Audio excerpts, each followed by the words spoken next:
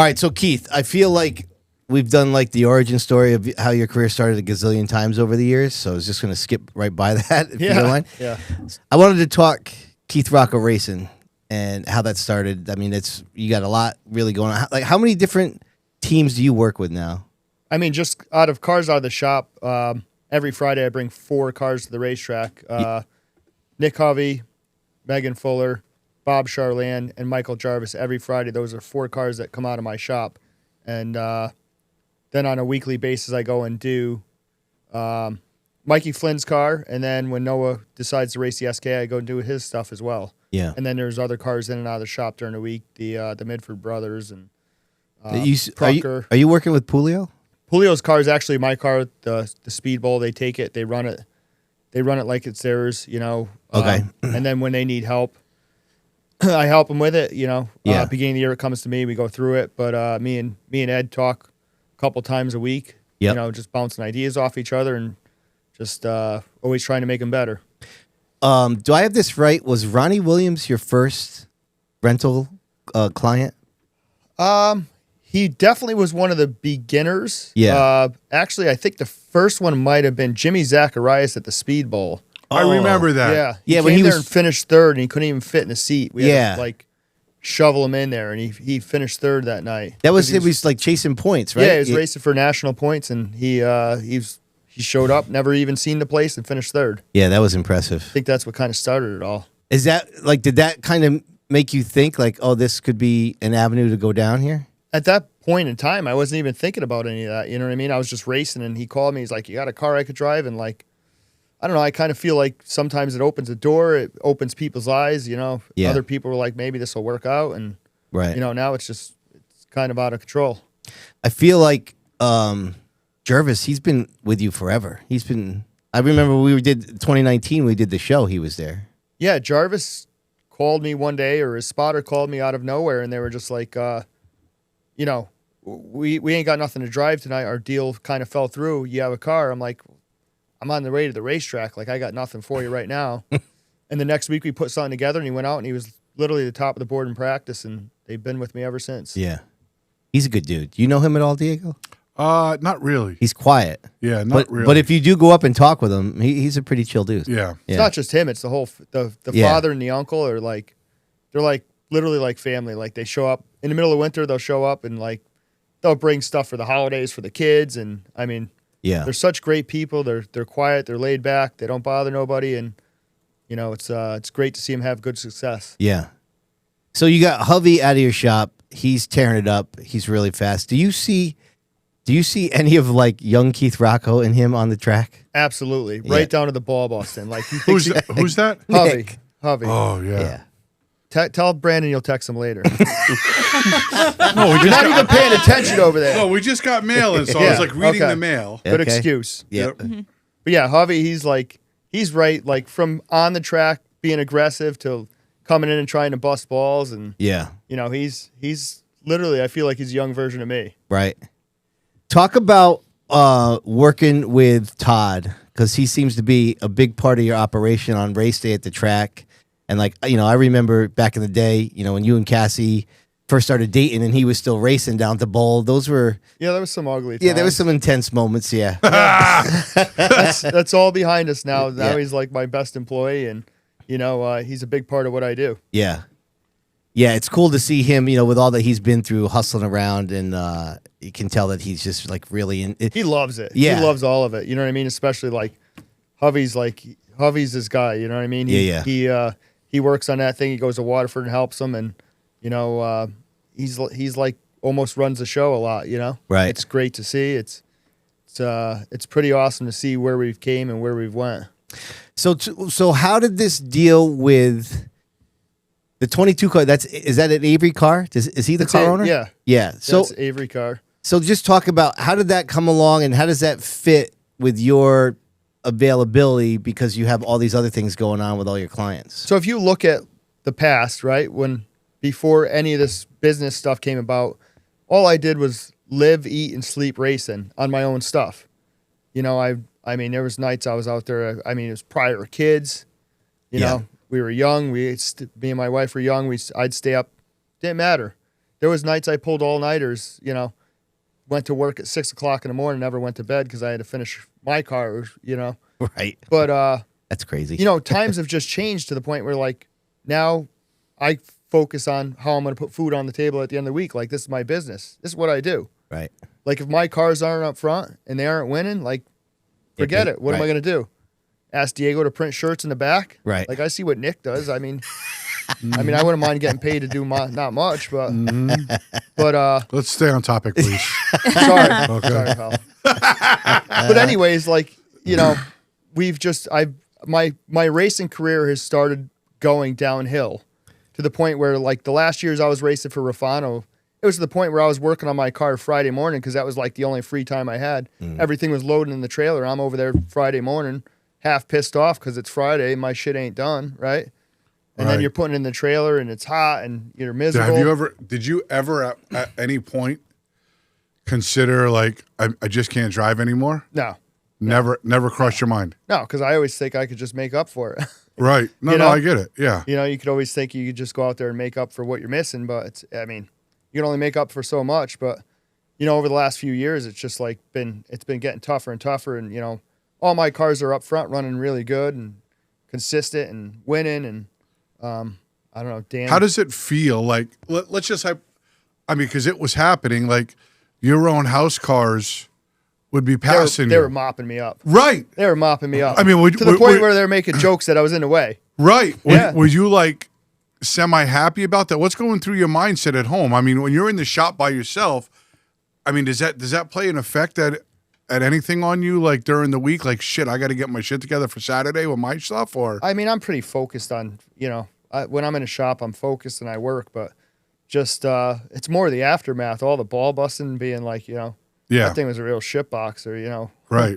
I think you lost it, you know. I mean, there's lots of stuff flying, but obviously. How about emotionally, though? Like, so it's really weird. you know where the emotionally comes in? What? Like Friday morning when the forecast is like 50% chance of rain. Every fucking And week. it's like, no, but it's like, is the glass half full or half empty? Like, right. you know, when you're a shitbox, you're like, I hope it rains, Right. you know? But when you're a Right. good car, it's like, let's go. Yep. Game on. Yeah. Right. Game right. on. Yeah, I just didn't know, like, you know, because you've been so good for so long. And then there's been chatter like Keith lost it. He's, you know, like you weren't winning at Thompson. Whenever you showed up or you did, you got caught cheating. Or when you were running at Stafford and you would run good and then not get the finishes. How does that psychologically feel to you? You've been winning so much for so long. It really don't bother me. I mean, if you look back at the history, like, obviously we won a shit ton of races. Right. But then you look at somebody like when Ted was around, right? There was 1 year at Stafford. I don't remember what year it was, but he was dominating at the bowl with the Pisa car, right? Yep. And he literally went all year at Stafford and he didn't win a race. And the last race, the fall final, they brought the Pisa car, Yes. thinking they were going to win, and he didn't win. Right. He went all year winless. Right. It happens. And then Yeah. he came back with whatever a year later with Bear and everybody else all teamed up, and they like put all the pieces of the puzzle back together. He was lights out. Yeah. Like nobody was beating that thing. Yeah. You know? I It's not- remember. you don't just forget how to drive. Like you're only as good as what you drive sometimes. Yeah. No, I get it because we've discussed that. Remember when Yeah, when for Teddy, sure. Teddy struggled, and I remember that. And then he came out, and he just That started, thing was untouchable. He started smacking Untouchable. everybody's ass again. Yeah. Yeah, it was such a good thing to watch. But I didn't know because obviously I semi blow you on the show, right? But I know. I like the shirt. Yeah. If you want, I'll sign it later. Yeah, sure. No, this is not you. Okay, Okay. let's just get one thing straight now. Okay, I am a fan now. But yeah, man. So let's talk about Avery. Avery's a good man. I mean, how did you team up with Avery? How did this all come about? Can you explain that? So it's funny. Back when I was driving for Rafano and he was coming back anyway. He wanted to like have a couple cars of his own in the field, and he came over and he's like, oh, what are you doing next year? He's like, I'd love to have you drive for me. I'm like, oh, I'm with Rafano. You know, I'm with Rafano till he's done. And I don't know. We always talked a little bit, and it came to the point where I was doing my own deal, and finally my wife's like, why don't we consider doing something with them so they could take care of it and Mike could take care of it and we could just like go to the racetrack stress-free. And I'm like, nah, I didn't want to do it because I love being hands-on. And you felt an alliance with John, right? Because he's been with you. No, that was after John. Oh, after John. Yeah, this was when I was doing it with Payne, but it was like same thing. Friday mornings, I'm trying to work on the car before it goes in the trailer. So yeah, over that winter, we decided to like talk to Dan, and he's like, yeah, let's do it. And, you know, Dan's a great fit for me. He's laid back. He just wants to win. He don't care what it takes. He's an old timer. You know? So his car that he's racing, because I see that he shows up occasionally. Yeah. Is that pretty much a KRR setup car too, or how does that work? It is. I mean, when there's time, it'll come to me. Like I prepped it a little bit for the Sizzler in practice and got him going. And you know, this week with the rain out, it's back at my house, and you know, full steam ahead. We're gonna put that thing up front. Right. So how did you end up, or how did the Kopsick thing working with him this year? How did that come about? To be honest with you, I'm still trying to figure it out. I honestly don't know. You know what I mean? There was, you know, I couldn't tell you. All I know is it came to the point where the three of us sat down and we're like, you want to make it work? He's like, you want to make it work? I'm like, yeah. If we could win, yeah. Well, I mean, so we'll figure it out as we go along. How hands-on is he? Steven? Yeah. Right now he's all in.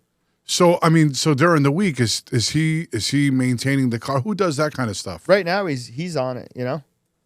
Really? He's on it, and you know, when times get tough and conflicts conflict or schedules conflict, like we said in the beginning, we're gonna go week by week and we're gonna figure out how to make it work. Right. And that's what we're doing. And if the thing keeps winning, I mean, what are we gonna do? Kick the tires, put gas in it? Right. You know? Because you're setting up, so how does it make you feel like, did it put any thought in your brain, like, so that Kopchak is setting up your car and you're winning? Oh, yeah, this ran through my own mind. But you're setting up everybody else's mod. This ran. Like, how does that work? This 100% ran through my mind over the winter when Dan's like, you want to drive Steven's car? I'm like, thinking about it. I'm like, well, that's kind of a conflict of interest, Sure. Right? But if you look at it, when all I did was work on my own stuff, right? That's all I did was work on my own stuff. Mm-hmm. We won, I think there was one year we won 32 races, you know? Right. And then stuff, you know, came into picture, and now my job is to put my customers' cars up front, right? You see who won the Sizzler, right? Julio. You see who was second, right? Flynn. You see who's up there in points. It's like, so it's weird because now I'm racing. It's almost like I'm racing against myself, you know? Right. Because Steven set my stuff up, so it like now I'm working harder to keep my stuff up front, right, and make my stuff better. Like it's literally going to better my program and Steven's program because we're both fighting against each other to see who can make somebody's stuff faster. Right. Which is really cool at the end of the day. So, with that being said, but at the end of the day, like it came to the point where I can't do my own stuff, so might as well give somebody else the opportunity to do my stuff while I work on everybody else's stuff. Yeah, I always thought it was going to be a conflict. You know, like when I first heard about it, I'm like, damn, how's Keith gonna? I'm all in. Sell cars. I'm all in. Listen, right, and then have Kopchak setting his stuff up. Yeah, yeah. It seemed a little weird to me, but I knew. Like I used to come in here, and I'm like, dude, like you screwed me the first week. I didn't screw you. I don't know what happened. Screw you. Who'd you pick? You. Well, you were always a jinx. So who you picking next? That's accurate. It is accurate. So then you go on, like, you win the next two. I'm like, son of a bitch. Yeah. Like, I knew it. I knew that was, you know, Kopchak stuff. I don't know what he's got going on. You know, it's funny because he's good for you because he's got like this bad boy image. I love it. Kopchak does. That's right. I love pissing people off. No, and so as long as it's not has nothing to do with my business, right? And it ain't gonna affect my customers, right? I love pissing. So people it's off. like right up. I knew it was right up your alley, you know. And I'm like, damn, you know, this is gonna be a match made in heaven with these guys. Yeah. But how about the relationship that you guys have outside of racing? Not only like I know you guys do the boating and the quick Block Island trips and all these other things. Does that stuff move over to your stuff? I mean, the stuff that you're doing with Kopchak, do you like implement some of that into your own stuff, or is that just something totally different? No, like if you're a racer and you know how it goes, you can't take a little bit of this recipe and a little bit of that recipe and make this work. Like, it don't work that way. I want nothing to do with it. Right. You know, the first couple times I drove, I'm like, I don't know if this is for me. You know what I mean? Really? Like, I went out and I'm like, man, this thing turns so good. Like I like to put the car on my back, carry it. I don't know if I can make this work. Right. You know what I mean? And like, we've been going back and forth, and I'm like, listen, your car's fast. Like, we give a little bit up. Just, like, make it so I can manhandle a little bit. And I mean, as we go on here, it's just going to get better and better. Yeah, I think we're both going to, I honestly think both of us working together is going to literally better me and better him. Right. But, like, we went to the Sizzler practice, and I went there and worked with Julio and Flynn and everybody, and I left there and I called him. I'm like, dude, Julio's shit stout. Oh, there's You know what I mean? doubt that shit is real stout. And like, now, you know, it's just it's pretty cool just to see the way this is all going to play out in the end. Yeah, how fun is it to be able to work with somebody to just come in and be like, hey, listen, I need a little bit of this, and walk away and go help your clients, and then just get back? Is that how it works? You just get back in the mod? Yeah, but that's like when we finally, after Ted passed away and Bear came along, that's how it was with Bear. Like, I was literally just came in, and, you know, it's nice to be the guy that just does everything.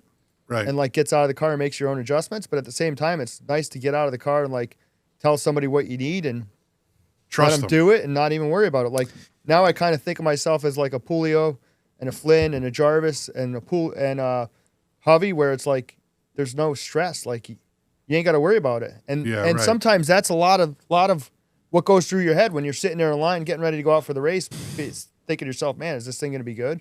Right. And them guys don't worry. Just like now I get in and I drive it. And it's been working. Yeah, it's been working. It's been working. It's been working. Yeah. What's the future plans for KRR? Never mind Keith Rocco. Where do you hope to be? If you had to look in an hourglass or in a mirror or in a glass and say, in 10 years from now, this is where I want to be. Have you thought about that? Honestly, I haven't, and I try not to think about it because, I mean, things could change in a flash. But lately, it's just like the snowball effect. You know what I mean? It just keeps rolling. So, I mean, that's a really good thing. What do you think it's going to take? I mean, because, you know, you have 2 kids. Right. And so you have to address your daughter, your son, and there's a balancing act there between that working and racing. Right. How do you manage that? Has Juliana showed any interest to race herself, or that's not her thing? So actually she has. She rides quads around the yard and stuff, but she wanted to, one day she wanted to try the go-kart at the dirt track, and she says, hey, I want to try it. So, all right. So Palmer's kid's cart was like perfect size for her. So after the day was over, I'm like, all right, let's go. She gets in, she puts all the gear on, she goes out there. She did great. She ran like 10 laps. She stops. I says, how is it? She goes, I like it. I says, all right, you want to keep going? She goes, no, I'm good. That was it. That made life real easy for me. Oh, yeah. But I'll tell you what, when you go home at the end of the day and she asks for something, like after you spent 2 days racing with KJ, she asked for something. Words never no, I could tell you that. Yeah. Right. Whatever you want.